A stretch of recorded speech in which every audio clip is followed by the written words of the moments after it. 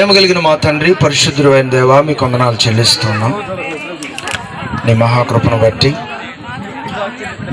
ఈరోజు ప్రియబిడ్డలు ఇరువురికి జరిగినటువంటి ఎంగేజ్మెంట్ కార్యక్రమం, అలాగే దండలు మార్చుకునే కార్యక్రమము, ఉంగరాలు మార్చుకునే కార్యక్రమం, పెద్దల ఒప్పంద కార్యక్రమాలు ఘనంగా దైవజనుల యొక్క ఆధ్వర్యంలో మీరు జరిగింపజేసినందుకు కొరకాయ వందనాలు చెల్లిస్తున్నాం.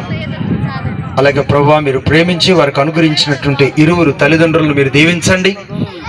ఈ ఘనమైన ఎంగేజ్మెంట్ కార్యక్రమంలో హాజరైనటువంటి స్థానిక సంఘ బిడ్డలు, ఇరువురు తరపున ఉన్నటువంటి బంధువులను మీరు దీవించండి.